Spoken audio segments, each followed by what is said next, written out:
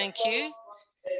So briefly, I'll just tell you a bit about our Corowa District Landcare Dung Beetle project. Corowa District Landcare have partnered with the Tourist Education Group and CSU Dung Beetle ecosystem engineers for this project.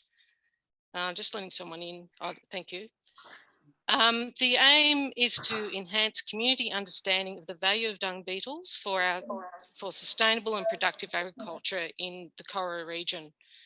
This project is supported by the Department of Agriculture, Water and Environment through funding through the Australian Government's National Landcare Program. It has been identified through past research that there is a seasonal gap in dung beetle activity in Australia. Through this project, we are addressing the spring active, the spring gap with spring active dung beetles and 2 new species that have been brought into Australia, which is the Onthophagus vacca and the Bulbus bulbalis dung beetles. We have set up 7 farmer nurseries with landholders and with some schools to breed up numbers for release. More information on setting up the farmer nurseries can be found in our short video, which the link is in the chat box. We may be playing that if we have time. We also have 3 schools, local schools, involved in the dung beetle project in an educational program with Tourist Educational Officer Jen Cunningham. The other aspect of this project is our monitoring program. We are monitoring wild dung beetle species and populations. We would like to encourage landholders and students to collect dung beetles from their farms so that we can get an idea of what species are present and where the gaps are in our region. We have trap kits available from the Landcare office. The dung beetles collected can be dropped off to our office in containers which will be supplied so that we can add them to our records. Please feel free to contact me if you need any more information on our project or monitoring dung beetles. So at this stage, I might just hand you over to Nick and he can talk about his project with Holbrook Landcare. Thank you. Yeah, thanks, Judy. So Holbrook Landcare, we started our dung beetle monitoring program in November last year. We were to engage with 15 local landholders to participate in dung beetle monitoring, and to date we have around 20 local landholders. So they're right across the region, sort of from Henty down to Weimar, up Tumbarumba way. Some of which are here joining us here today. And these landholders they're contributing to our monthly monitoring data that has been collated to identify what beetles are active in this area and when. And I'll just share with you a graph. I'll try and share this screen now.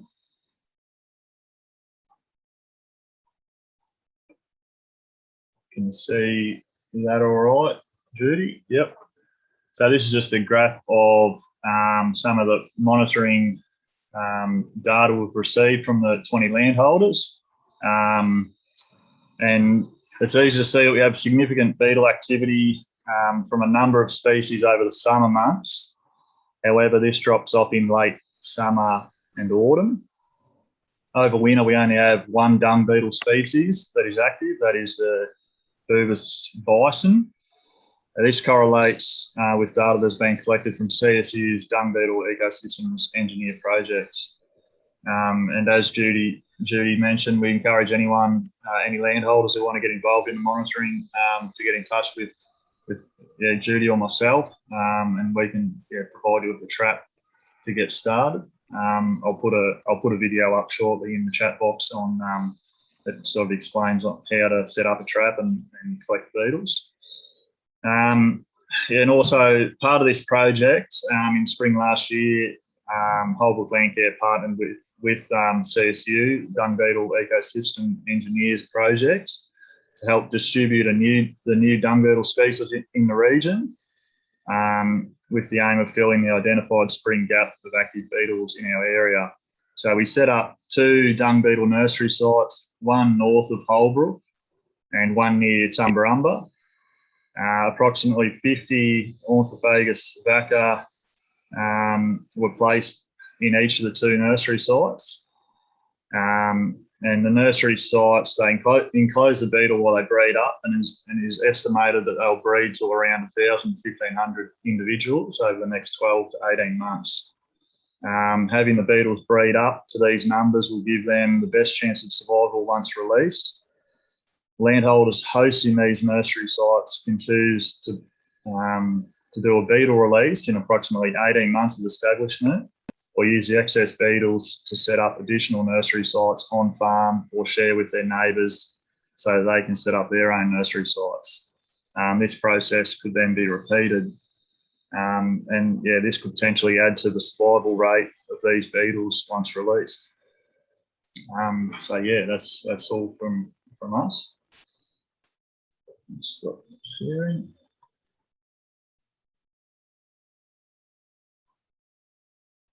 Thanks, Nick. So yeah, we might hand it over to Russ. You there, Russ? Be helpful if I take mute off. I am. Thank you very much. And apologies because I was a couple of minutes late. We were caught behind cattle trucks on the Olympic Highway. No worries at all. So would you like me to launch into it? I don't know if I've been introduced or people know who I am. You have been introduced, but yeah, happy for you to introduce yourself as well, if you'd like to. More than happy with your introduction, as long as people don't sit there and wonder who this strange person on the other end of the video call is talking. So let's share the screen and we'll launch straight into it. So people are familiar with the chat function to ask questions, I gather.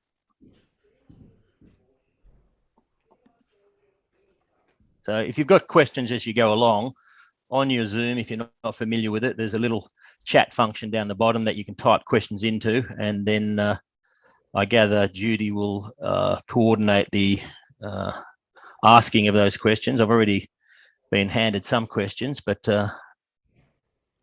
work, computer. There we go. Now I just need to get the rest of my images off the screen there.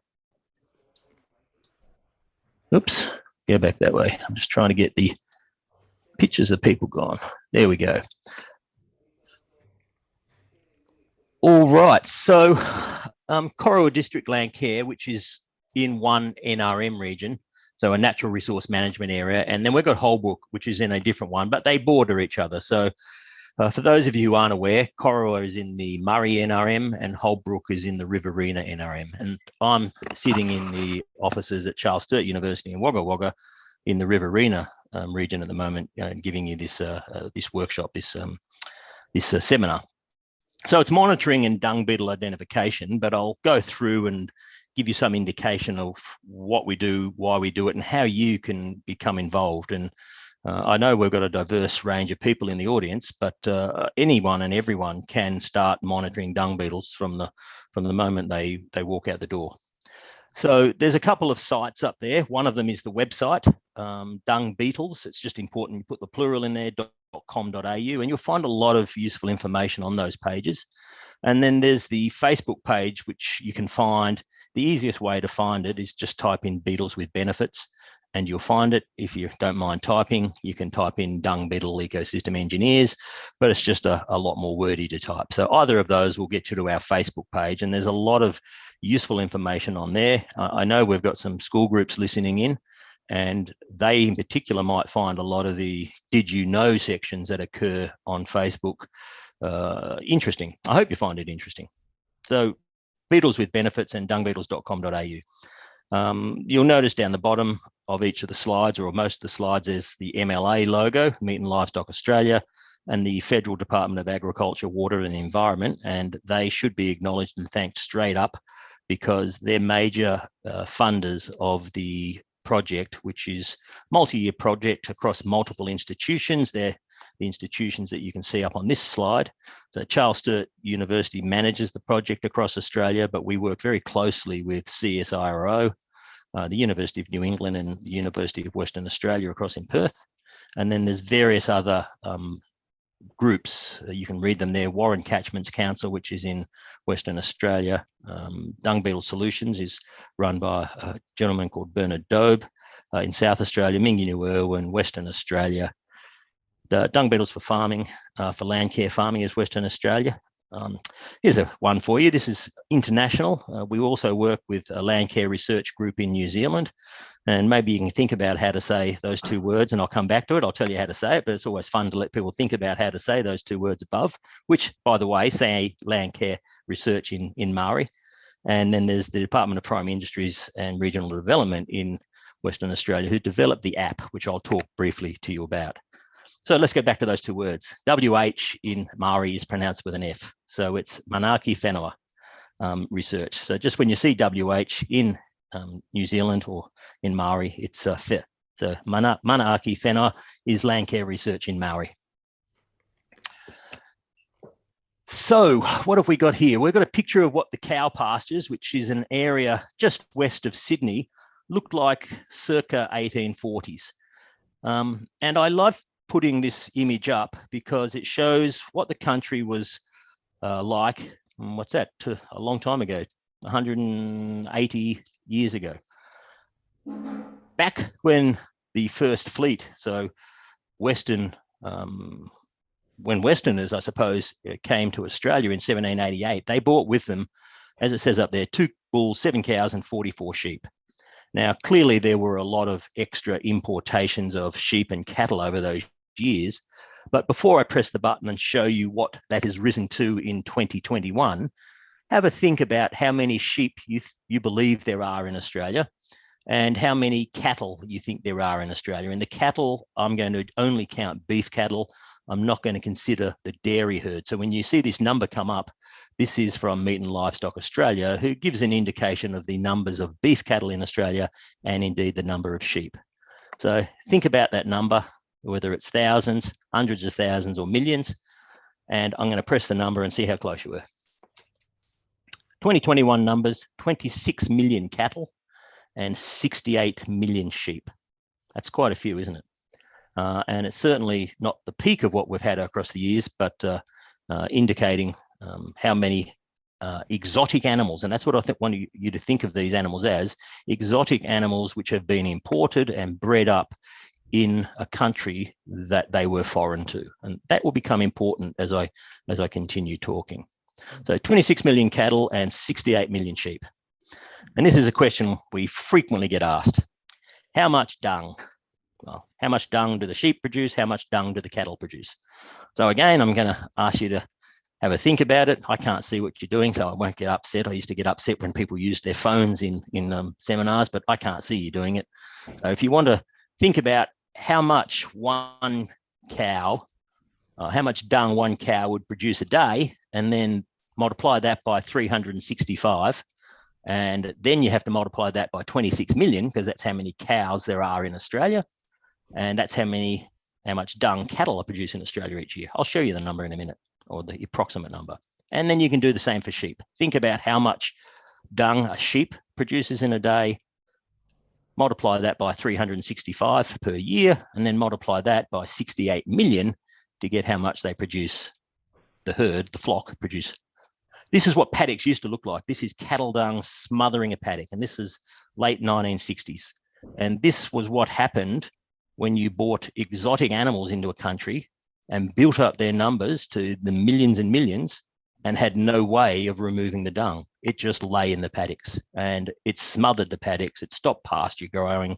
It provided a beautiful breeding ground for flies, a beautiful breeding ground for nematodes, such as roundworms that infect sheep and cattle, and indeed humans.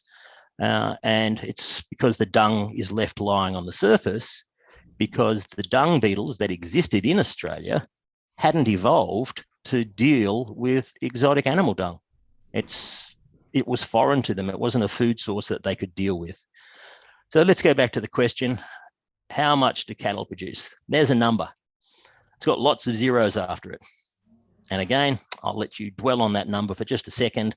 And when you see such big numbers, it's hard to say what that number is. So think about that number, and I'll tell you, it says cattle produce, this is the 26 million cattle, not each cattle, 26 million cattle in Australia produce 237 billion kilograms of dung a year. So if you divide that by 1,000, you've got tons. So 237, 250 million tons of dung a year. And the sheep, they produce a lot less, even though there's more of them because they're smaller and they don't produce such voluminous dung pats. So they still produce close to 50 billion kilograms or 50 million tons of dung a year. And without the importation of dung beetles into this country, which CSIRO started in the late 1960s, we would be under, not euphemistically, a mountain of dung, because the dung takes a long time to degrade in the paddocks when there's nothing there to assist its degradation. So we've imported dung beetles for the last 50 odd years, and they've done a remarkable job in transforming pasture environments from what you can see there to probably what you're more familiar with. Yes, you'll see cattle dung. They don't dispose of it immediately, but certainly quite rapidly when you've got good dung beetle numbers. So what you can see here, I'll press the button in a minute, and it's a video.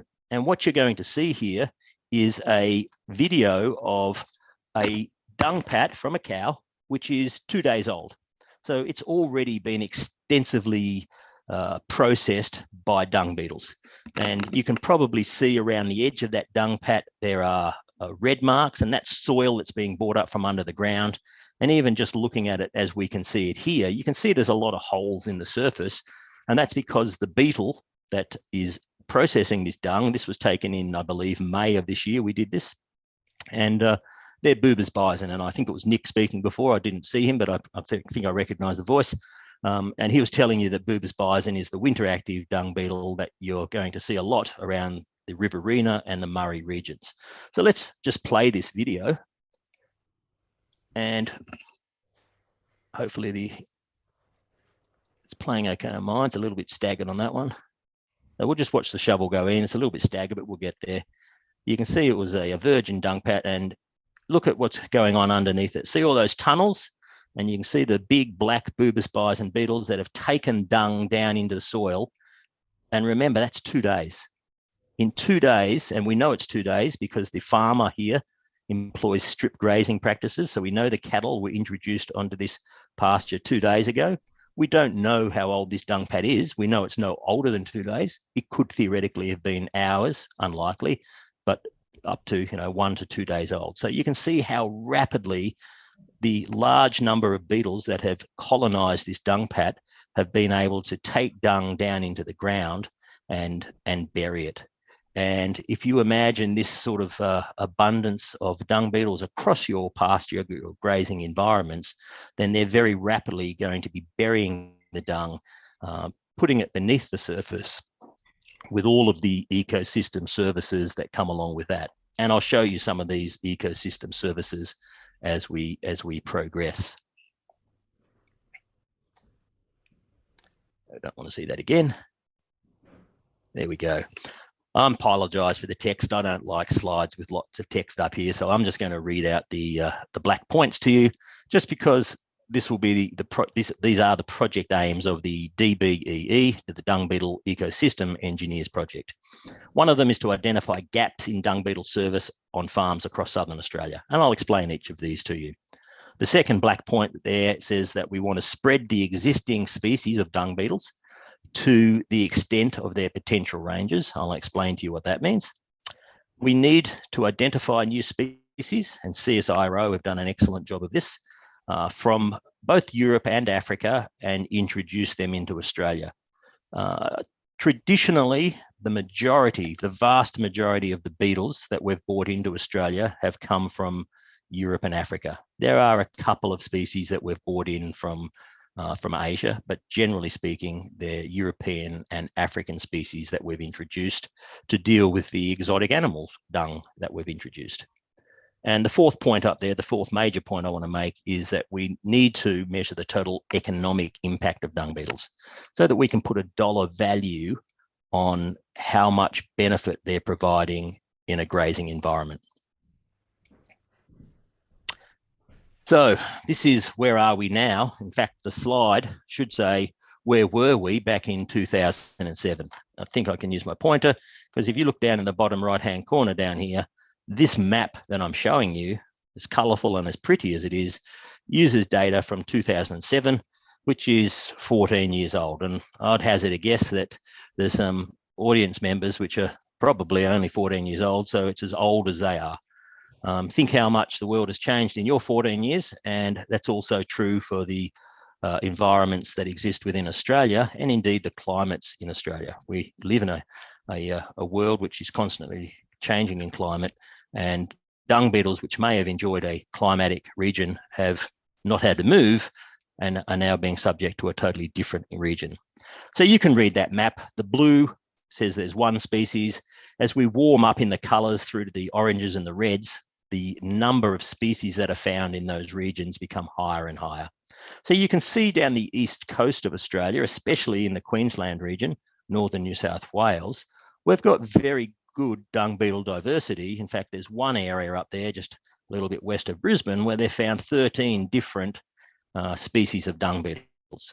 And bear in mind, what I'm talking to you about here are the exotic dung beetles, those dung beetles that have been imported from, as I said, mainly Europe and Africa to deal with the sheep and the cattle dung that is being deposited onto our grazing environment landscapes. But as you move down to southern Australia, you can see we're less well serviced. So you're getting into the blues and the greens with the odd patch of yellow and orange. But generally speaking, we've got a limited number of species in southern Australia, and that's a problem. Dung beetles are seasonal. You don't expect to find mangoes in winter. Well, you wouldn't expect to find certain dung beetles in winter. Those dung beetles that are present in winter won't be found in summer. So we need seasonal coverage of dung beetles, because anybody who's walked out onto a farm knows that the cattle and the sheep don't produce dung seasonally. They produce dung 365 days of the year. So we need dung beetles that are going to be active for 365 days of the year to process their dung. That would suggest that you're going to need at least 4 species, one for each of the seasons. But realistically, a beetle that might be active in spring might be active now in October, but it wasn't active in September. So realistically, we're talking 8 to 12 dung beetle species across the entirety of Australia, across the 4 seasons. So that would be 2 to 3 species per season to be adequately servicing the dung that's being produced. So that's what we really need, and we don't have that. So that's why we've been brought in, because we have what we call these service gaps. Along the bottom axis there on this graph, you can see the months, January through to December, and I'll just draw your attention to where the big purple arrow is. In September there, you can see dung production, which is the top line, versus the dung that's being processed is very large. So that's a service gap. We've got a big gap that needs to be filled by introducing dung beetles that are active in August, September, and indeed October, to bring that green line very close to the blue line. That's what we're trying to do by introducing new beetles into the country. We're also monitoring for those beetles that are here, and this is where you can immediately become involved.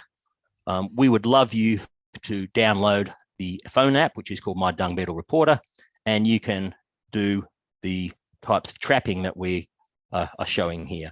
I've put up a website there. I can make these slides available to Judy afterwards. There's a website there. It's on our video resource section under our dungbeetles.com.au website. The 2 that we use are pitfall trapping, and the second is flotation. Now, flotation is the easiest form. What you're seeing in front of you is pitfall. So you put a bag of dung on top of a mesh.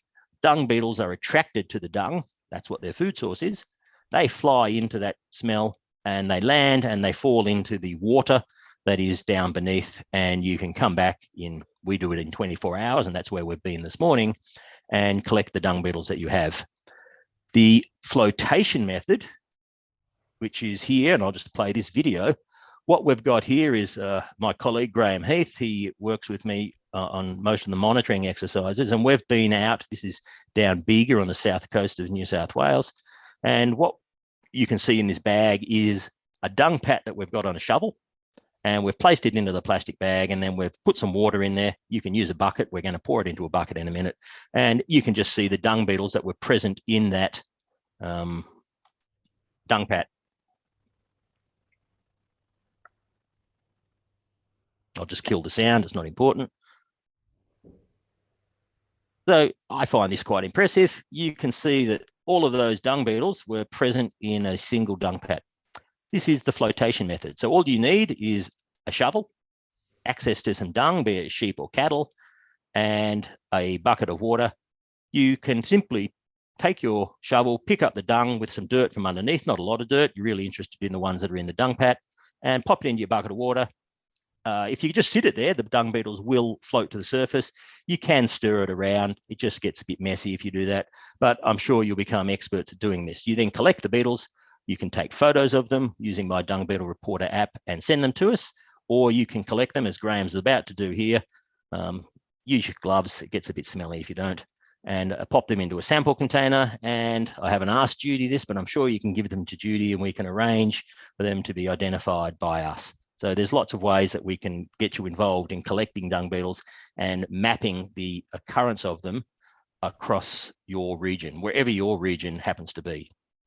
So how do you? Just before sorry, just before we move on, just have a question from Sandy. Do all the dung beetles? Just have a question from Sandy. Yes. Do all the dung beetles die in the water in the monitoring process? Well, none of them should die. Dung beetles will happily float on the water for hours and hours. So you can, if you saw as many as we had there, there's no need to send us 100 of the same dung beetle, and you'll get very expert at recognizing if it's the same as another one. So you really only need to collect a couple of the same beetle and send them to us, and you can simply let the rest go. They're perfectly good swimmers, and you'll see them if they float to the surface and they'll just start to swim. They're certainly not going to drown, not a problem at all. So how do you record the data? Well, you can see, I think this is one of our other colleagues on CSU Farm. They've got the phone app out, and this is my Dung Beetle Reporter. So once again, if you've got your phone in front of you, I discourage this normally, but you can pick your phone up and just go and search for my Dung Beetle Reporter. It's there for both Android and iPhones. So both iOS and Android operating systems are supported, and you can download my Dung Beetle Reporter. And it's a very simple app to use. You'll come to a page like this one on the left-hand side. This is after you've downloaded it. And then you tell it you want to make a report, and you'll come to this image on your phone. You have the opportunity to take 4 photographs, and simply touching these with your finger will bring up the camera on your phone. When you take a picture of the dung beetle, most people send us the dung beetle looking down on the top of it. And there's nothing wrong with it, but we like to see profile. If you look at the photographs that are on the website that we have or on the Facebook page that we have, you'll see the sorts of features that we need to be able to identify the dung beetle, and then you will know how to photograph it. It's really handy if there's 2 of you, because one person can hold the dung beetle and the other person can photograph it. But I've become quite adept at holding the dung beetle with one hand and photographing it with the other. And I'll tell you, there's a trick for all the budding entomologists out there. If you get the dung beetle by the back leg, then it's really easy to photograph. So it takes a little bit of manipulation in order to do it. And the bigger the dung beetle, the easier it is to grab. But certainly grab the dung beetle by the rear leg, hold it, and then you can photograph it, either your friend or you with your one spare hand. You can see on here, there's GPS coordinates. Now there's a button here, make sure that's turned on so we didn't know where it was done. Down here, it says where, but we then want to know the town that you're near or the farm that you're on. So the where here isn't the GPS coordinates. We will know those, but we'd like to know the town that you're near, preferably. Now, I found, obviously, you won't necessarily know what you found, and this is why you're making the report, but we would like to know, was this a flotation or was this a pitfall trap? So they're the 2 major ways that you're going to be doing it. The other way that you might do it is simply getting a stick and flipping a dung pad over, and we call that dung flipping. But down here, I found either pitfall trap, flotation, or dung flipping. So we want to know the method by which you found this beetle. And then this is what we do. These are photographs that we use in our app. We monitor by pitfall trapping, and they want to see the environment in which we did the pitfall trapping. We then collect the beetles, so we don't have to take a photograph of them because we've got them in a sample container and we can identify them later on. So it's a very easy app to use, and I would really encourage you to do it. You have to put your name and phone number in there, and then you can get the beetle identifications. Sometimes they're overwhelmed with the number of people doing it. But again, if you send your photographs to either Judy or myself, we can also make efforts to get IDs back to you, maybe faster than the app does. But I do encourage you to use the app, because then the data is recorded with all of our other information. And this is just a small example of it, where we've got different monitoring sites across southeastern Australia and across over in Western Australia. We do monitoring in South Australia down in that southeastern section, but as you may well be aware, so much of South Australia is arid and dry and has very little sheep or cattle numbers. So most of the cattle and sheep are down in this region, and this is indeed where we do our monitoring, and they not on this. This is an earlier version of the map. So as citizen science contributors, this is what you'll be contributing to putting data into the national database of presence of dung beetles.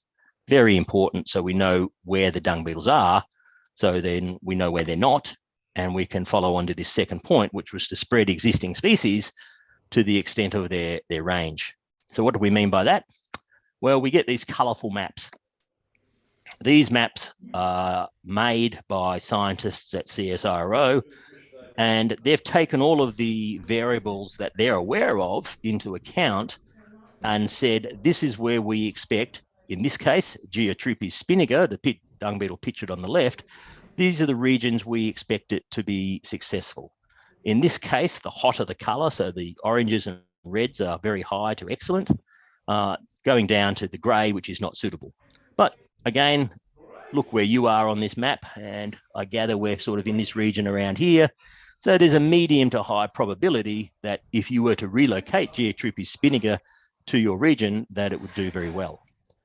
I don't think you've got this in your region, and it's a perfect example that if you knew land care groups across here in the Eden-Monaro region, or down here in the northeast region, this is probably around Mitta, then you could have catching programs where they then distributed the beetles back into this region, and you could build up the numbers. So you can, farmers often pay commercial suppliers to do this. As land care groups, you may have the contacts where you can trap beetles and send them in one direction. They can trap dung beetles and send them in another. So it's really important that we get this collaborative approach going to spread the existing beetles that are established in Australia to the extent of their potential ranges. This is where we're, third point, is we're introducing new species. So again, I'm pretty sure it was Nick I heard talking about Ornithophagus vacca. Now, I'll make the point here that you'll hear different people call beetles by, or different pronunciations. Don't worry how you pronounce it. I'll say it one way, Nick will say it another, Jeff will say it a third way, Judy will say it a fourth. We'll understand, and to tell you the truth, I don't know what the correct pronunciation is. I say sometimes Ornithophagus, other stages I say Ornithophagus. I'll tell you what the word means. It's a compound word derived from Latin, and phagus means to eat, and onthos means dung. So it just means to eat dung. So there's a whole group of beetles with the genus Ornithophagus, and it simply means dung eaters. The specific name of this beetle is vacca. So Ornithophagus vacca is one of the beetles that we've imported from Northern Africa, from Morocco in Northern Africa. It's gone across to France through a quarantine service in CSIRO in France, and then it's come from France to Australia, where it goes through quarantine again. And you've got some of these beetles. The Coro District Landcare has got at least 3 or 4 nurseries set up in the region to see how well Ornithophagus vacca is going to do down there. Once again, the colours, the hotter the colour, the more successful we expect it to be based on modelling. So you can see you're right in, and red was excellent in a region that we consider excellent climatically for the success of this dung beetle. It's a cute little beetle. It's around about 1 centimetre long. The male has a single horn that you can see here, and the female, it's not brilliant here, but it's got 2 smaller horns on either side. So both of these beetles have horns. The female has 2 horns and the male has 1. So why are we bringing Ornithophagus vacca into the country? It's to address this service gap that I explained earlier, where we've got a lot of dung being produced, but not many dung beetles that are active in spring. Now, Ornithophagus vacca is an early spring emerging beetle. So if we just look at the life cycle I've got up here, I've used the colors to represent the season. So we think of spring being green. So spring is where the beetles will emerge from the ground. They'll then become active, eating and breeding. And in summer, those beetles that emerged in spring will die, but they've produced brood, which will emerge in December and January and fatten themselves up. They'll become dormant in winter. They'll become dormant in autumn and overwinter through the colder months, only to emerge again in spring and start the cycle again. So for Ornithophagus vacca, the life cycle for the beetle is approximately 12 months. So it emerges in spring, it dies in summer, but those beetles that are the progeny, the sons and the daughters, they're fresh in summer. So we can count that as month 0, if you like, for the new beetles. They emerge in summer. They spend 12 months until the next summer when they die again. Different beetles have different life cycles, and I could show you a different life cycle for every beetle, but we have got some of these beetles in schools, in breeding programs down in the district already. So I'll show you the life cycle for this beetle here. And finally, we need to measure the total economic impact of dung beetles. And this is really important so we can convince Meat and Livestock Australia and the federal government to give us more money to study things more. So what you can see here is dung pats on the left-hand side, and I've showed you the life cycle of the common bush fly on the right. So why have I showed you dung and a bush fly? One of the ecosystem services that dung beetles give us is that they destroy fly breeding habitats. You imagine a cow dung pat or sheep dung that's lying on the surface, and what happens is flies come down, they lay eggs in them, those eggs hatch into maggots. That's what we call the larval stage of a fly. We call that a maggot. It goes through 3 instars where it sheds its skin and gets bigger and bigger. It then pupates, and then it becomes a fly. And this goes on and on and on. So while ever the dung is on the surface, it's going to be a nice breeding ground for flies. If you have dung beetles, you saw the video I showed you before where a 2-day-old dung pat had nearly been buried. Now, this is exactly the same region. This is a different dung pat, but it's exactly the same region. So that dung pat you can see on the left-hand side is also 2 days old. The dung in 2 days is what I would say is half buried.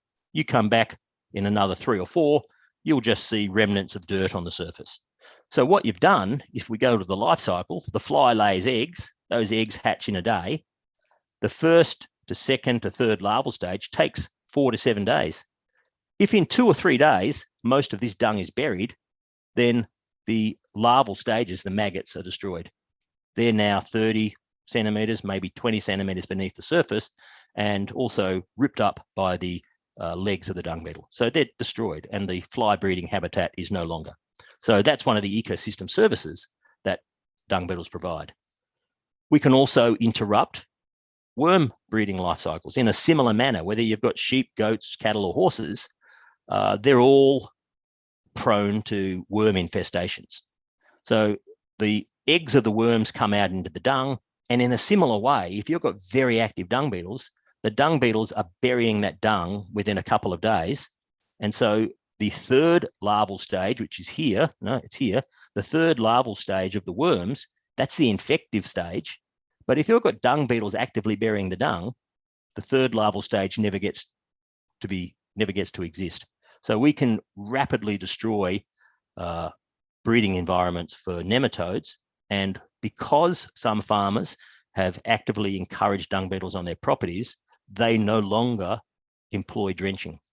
So they do what we call the fecal egg counts. They get dung and they see how many worm eggs are in them, but the fecal egg counts are so low that they no longer have a worming program simply because it's unnecessary. So another ecosystem service that the dung beetles provide. We need to measure economic impact because they cycle nutrients. So we need to know how much dung is buried because the nutrients in the dung are going into the pasture and creating better pasture growth. And then we've got soil, which is locked up beneath the ground, 30, 40, 50, 60 centimetres, which is being brought to the surface by the tunnelling activities of the dung beetle.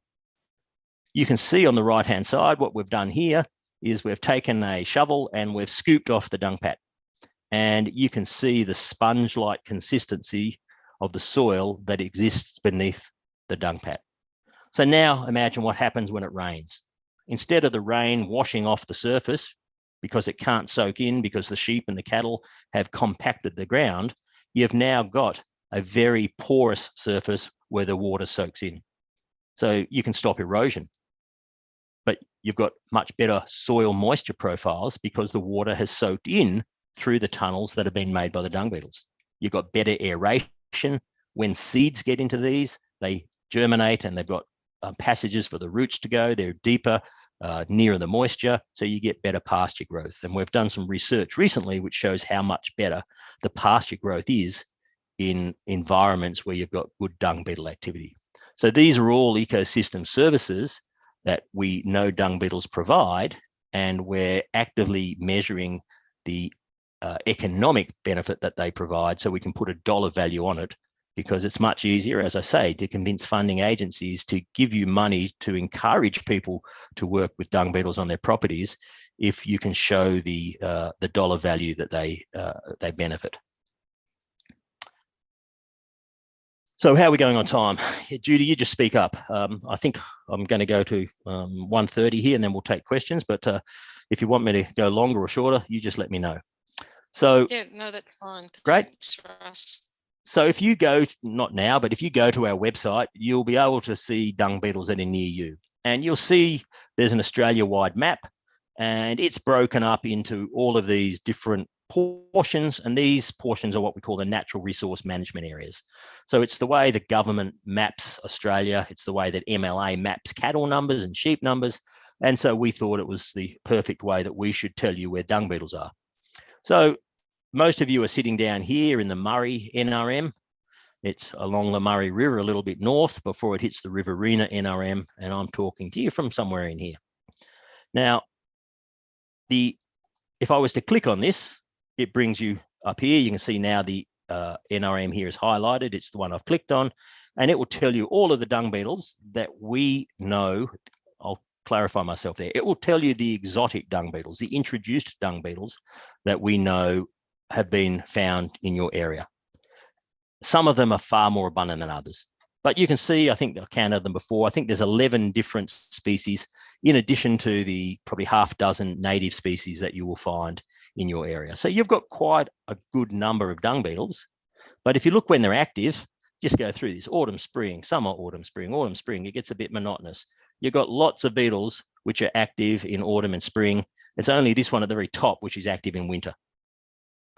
So you've got a problem, and it's not just you, it's most of Australia have got a problem with winter because we don't have good winter activity in the main. And if we do, it's a single dung beetle. And that winter then extends into early spring, and we have poor spring activity. So we have service gaps that exist there. But you can click on here and you can go and then click on each of these beetles and you can see what they look like. So we often do beetle identifications. Where are we? Over here. And in order to understand what I'm talking about when we talk about beetle identifications, we need to know a little bit about the anatomy, and I'm just looking here. So what we've got here is a Bubis bison beetle. It's a male Bubis bison beetle. And when we talk about doing identifications, we have to consider the fact that we have male and female beetles, and very often they look very different. So this is a male Bubis bison. The female is big and black, but it doesn't possess any horns. So we need to, however many dung beetles you've got, if you've got 10 dung beetles in your area, you need to learn at least 20 because the male will look different from the female. And then we have this issue of minor males and alpha males, minor females and alpha females. So you've got major and minor, and that depends on the quality and the quantity of the dung they got. If you had high quality, high quantity dung, you develop into a big alpha male and an alpha female. If you didn't get much, you're smaller and your features are far less distinguished. So we've got various anatomical features, and look, if I went through them all, there's lots there and you'd probably forget them. I can make these slides available, but these are what we're talking about, and these are terms that you'll have to remember when we're describing dung beetles. I'll give you an example. It's a hard word to say, Eunitis fulvus. It's a small brown dung beetle. It's around about 1 centimetre, 8 to 12 millimetres long, and you'll have 4 different species. There's 4 different species of these have been introduced. There's Africanus, there's fulvus, there's intermedius, and there's palipes. And they all look quite similar. How similar do they look? You have to be able to look at their heads in order to tell the difference. I want to go to the next slide straight away. This is what I call the Uniticellus bunch. There's probably members of the audience that are old enough to realize that what I'm playing with here is the Brady bunch. And we've got the members of the Uniticellus bunch sitting around here, and you've got representatives of the male and the female of the species. And if you get yourself a small hand lens, I buy them online, they cost about $3 or $4, then you can very easily see these anatomical features. And when you find a small golden brown beetle, so around about 1 centimetre long in your dung pat, you're going to have to get out your hand lens and look at the face. So each of these have got the face photographed, except for this one, because it's very easy to tell because it's got this blunt horn. And that will allow you to categorically tell me what beetle you're dealing with. For example, these beetles, as we go around from here, I'm just got a mosquito in front of me, if you can see my hand, sorry. So we've got a beetle up here. You can see the beetles as we go down here are prominent ridges on their head, and they're your males. So prominent ridge lines, prominent ridges, and a very large horn. All of these 4 beetles are males. And so if you've got a small golden beetle, which has these big ridges, okay, you can put it to one side and they're the males. The females have more refined features, smoother features, some ridge lines, but much, much less pronounced. And you can go around and see the ridge lines on the females. So by looking at this ridge here, you can see it's rather flat. It's rather flat. Here, it's quite clearly V-shaped. Sorry, Russ, I don't know about everyone else, but I can't see a mouse there at the moment. So. You can't see it? Okay, don't worry about it. Be a bit more descriptive. Yeah, look, I'm down in the bottom right-hand corner of this, and I'm just commenting on the fact that you've got a very, I probably need to use this mouse. It doesn't matter. Down on the bottom right-hand corner, you can see the ridges on the head are very V-shaped with regards to the others.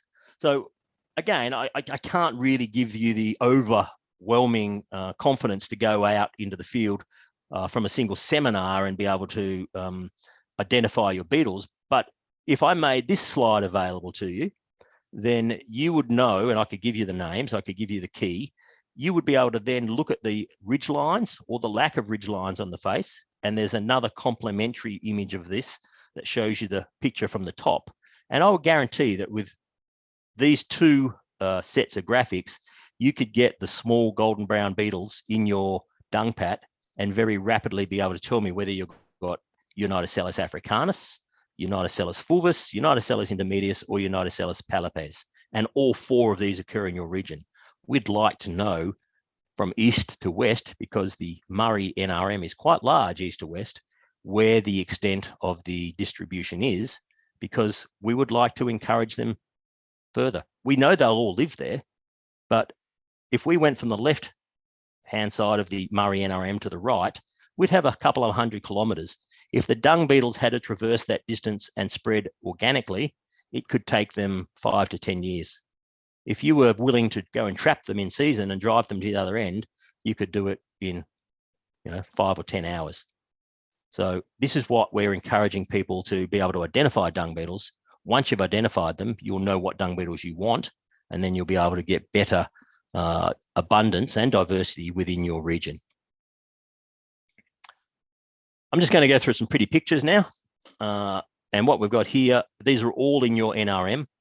And this is a very good example of the sexual dimorphism that I was referring to before. I've just used at least one big word there. Sexual, obviously, you understand, they're referring to male versus female. Dimorphism, you might be familiar with the word morphic. It means shape. Morphology is shape. So dimorphism means there's two shapes. So males and females have very different characteristics in the genus Onthophagus. So on the left-hand side, this is your classic alpha male, your major male.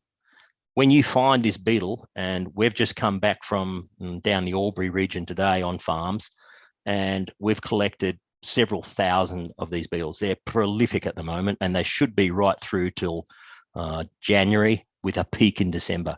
So if you go out and collect some of these beetles, you should be able to see the male, which has these very impressive curved swept back horns. The female doesn't have any horns whatsoever, but she's of a comparable size, a comparable shiny black color, but the sexual dimorphism is such that she doesn't have any horns.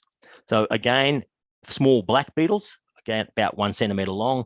You've probably got Onthophagus taurus in your dung pat. And again, we'd like to know where. By notice is a very nice one. I've only showed you the male here.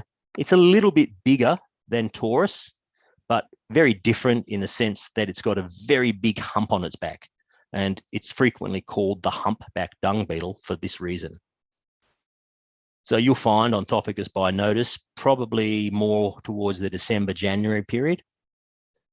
It's not as shiny as Bubis bison. Now, often when they're coming out of water, you think that they're all shiny. But if you let the water dry off, these take on a much more matte black color rather than a shiny black color. These are beautiful beetles, and people often catch these and say, oh, is this a Christmas beetle? It's very similar. Christmas beetles are also in the same family, which is the scarab. Scarabeidae is the family, but they're not. The ones on the screen are not Christmas beetles, but I totally understand why they get confused, because they're around in December when Christmas is. They're greeny brown in color, metallic-y green brown, very pretty beetles, but usually covered in dung. So not a good thing to bring in and show people at Christmas dinner. You'll find both of these in your region. I'm just going to call them Alexis and Argulis. They're about the same size. They're about 2 centimeters long, so they're quite a large beetle. And the way that you can tell these beetles apart is by looking at their face. And again, I'll just see if I can get a mouse working. I don't think I've got, yeah, here we go. Can you now see a mouse? I can see people nodding. Yeah. Yeah, that's good. Okay, so if I was using the different computer, I'm running off 2 computers. This is Alexis. Now, what you will see on all Alexis, whether they're male or female, is you will see, my mouse has just disappeared, you'll see 4 raised portions. So this is what we call a tubercle. My mouse keeps disappearing.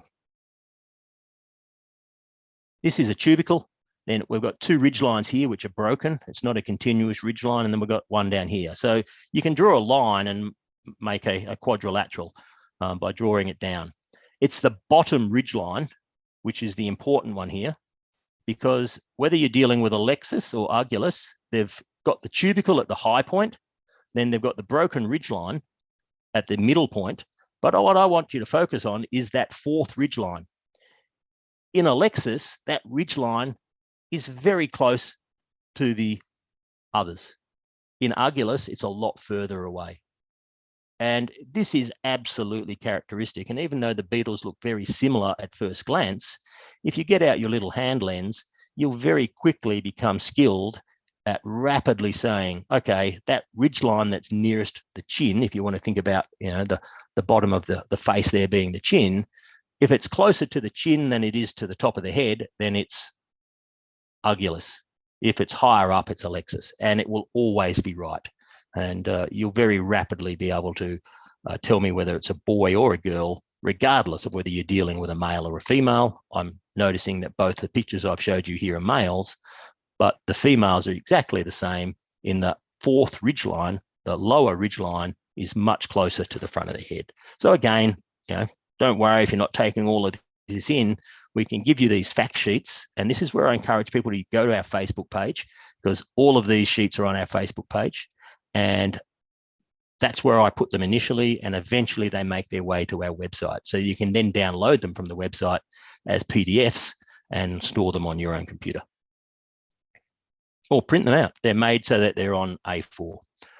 I think this might be the last beetle I'm going to show you, which is Aphodes fimitarius.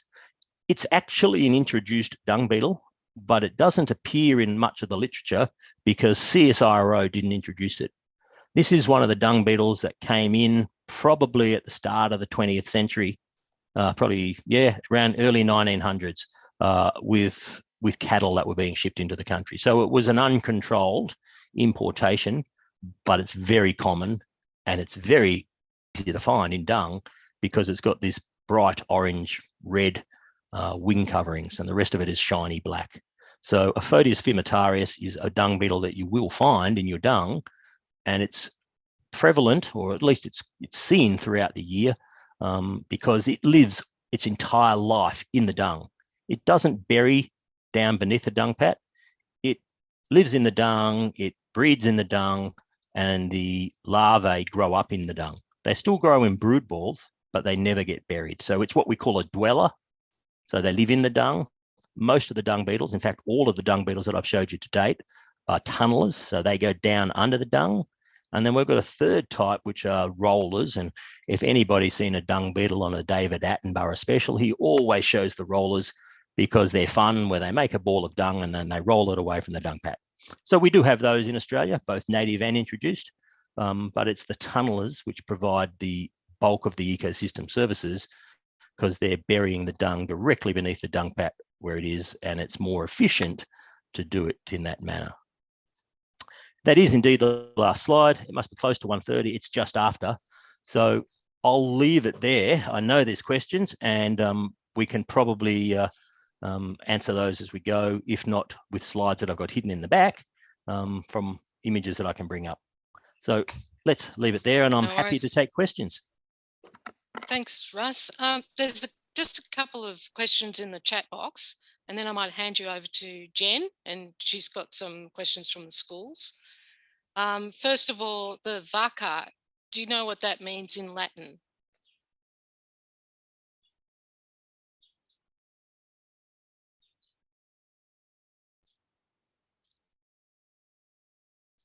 I don't think we can hear you.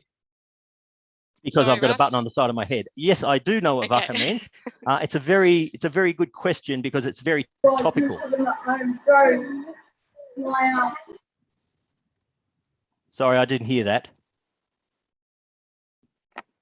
What's everybody talking about at the moment? They're talking about COVID, but what is it that we're dealing? How are we dealing with COVID? Tell me what we're doing to deal with COVID.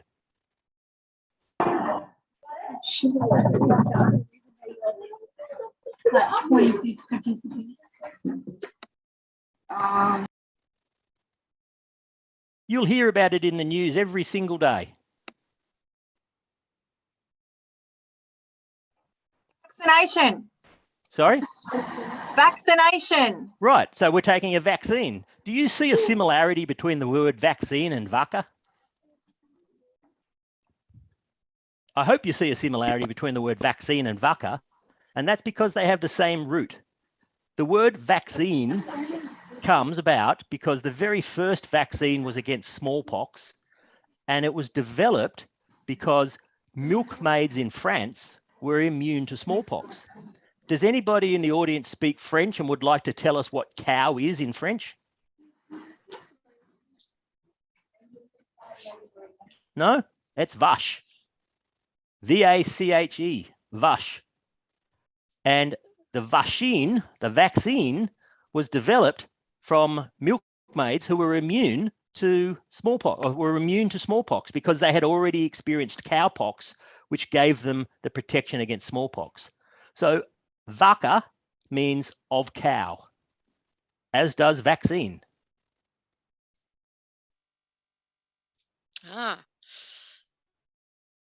The next question but before I is, go on, sorry. Vacca, even though it's of cow, the name says a ontophagus, or dung eater of cow. They also happily eat sheep poo, and we've been feeding them sheep dung in our trials, and they're very happy at eating sheep as well as cow.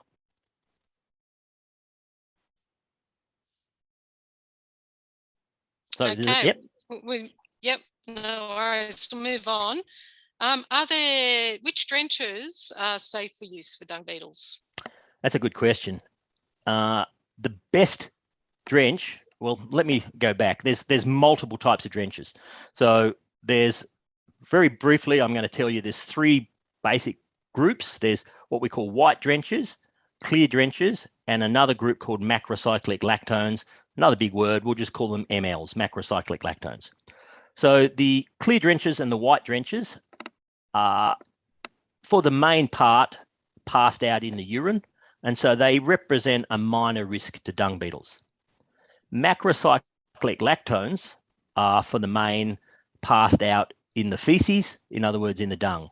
So we have to be careful about the macrocyclic lactones that we use and when we use them for our dung beetles. The best macrocyclic lactone you can use is one called moxidectin. Cydectin is a brand name for it, and it's got the lowest toxicity for dung beetles. But you can't use one drench all the time, otherwise your parasites will build up a resistance to it. So this is where we have to employ very good management on properties to cycle our drenches so we don't build up resistance, and then drench with the more toxic drenches when the dung beetles are least active. So there's a whole science around when we should drench and what we should use to drench. But generally speaking, if you want a good drench to use that's a macrocyclic lactone, that's where you want to use cydectin, which is moxidectin. They're both the same thing.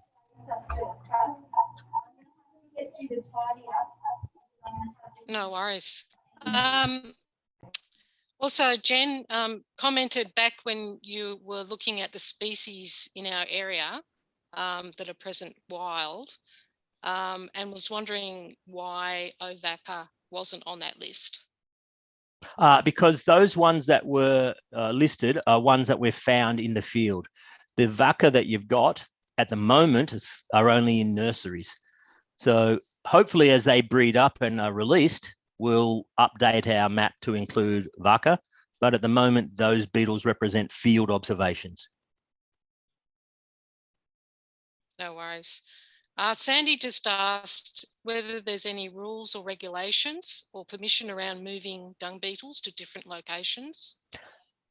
No, there's no, well, yes and no. You can move beetles between Victoria and New South Wales. We've talked to the biosecurity people in each of the states, and indeed Tasmania, which has very strict biosecurity rules because it is an island state and is immune from a lot of the diseases that we have on the mainland. They also allow us to freely import beetles. There's rules about what they must be packed in order to be transported. You certainly can't transport them in dung. And then I mentioned before that I would encourage you to trap beetles and relocate them from one property at one end of the NRM to another. Again, don't do that haphazardly because you are potentially taking diseases that are in dung from one property to another. And so you must observe the biosecurity measures and common sense. And what we do is we say, wash your dung beetles and then get some vermiculite from Bunnings, make the vermiculite moist, and then you can put them in the vermiculite and store them. They'll be happy in there for a couple of days, and you transport them in vermiculite, and then you take them to the property after they've had a good bath and they're not got any dung on them. So you won't have any legal problems, but you do have to be aware of the biosecurity measures on each property and respect their biosecurity concerns. No worries. Jill has asked about drenches again. Is there a list, Russ, that we could that I could give people about what drenches are safe and which ones are bad? There is. I would say what you should do there is go to Parabos or Wormboss and there's some information on there. Otherwise, Verbac, so you're probably all familiar with Verbac. They sell drenches, and they've got some good information on there. I've got a slide, but I've used it from Verbac. We're very careful in public forums such as this about saying use this or don't use that, because there is animal welfare issues and there's economic issues, and we don't want to be giving advice that will be adopted without really knowing the situation on each and every property. So there's a selection of drenches to use. Verbac has a very good website. Obviously, they'll be plugging their products. And then you've got Wormboss Paraboss, which is, I think, MLA based, and they'll show you the drenches to use and give you some indication of toxicity towards dung beetles. But by and large, as I said, the clear and the white drenches aren't really a concern, even if they're toxic to dung beetles, because they're passed in the urine, most of them, the dung beetles aren't really exposed to it.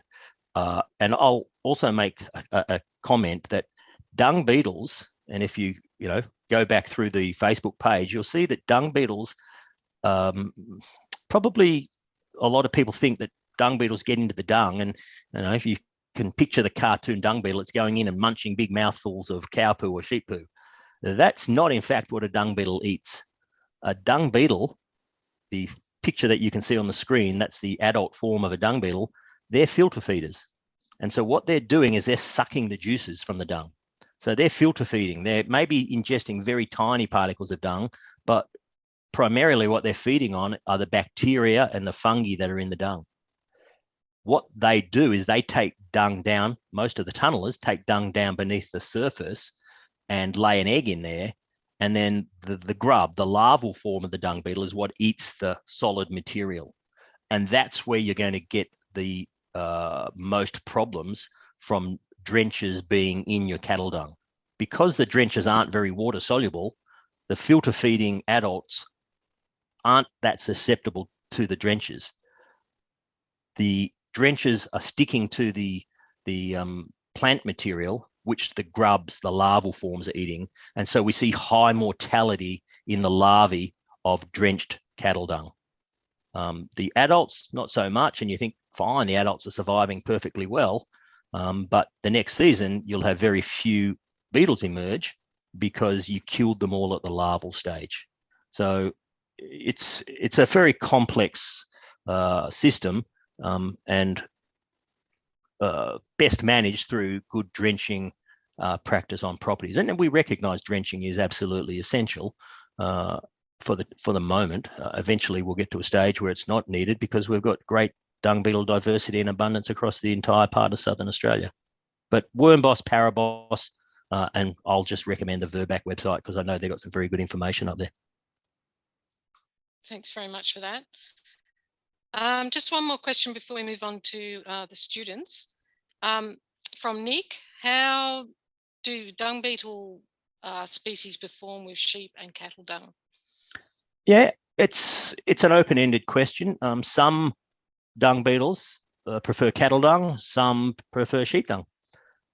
So it would be absolutely specific to the beetles that we're dealing with. You may remember the beetle I showed you before, Ornithophagus taurus. It had the male had the big sweeping horns.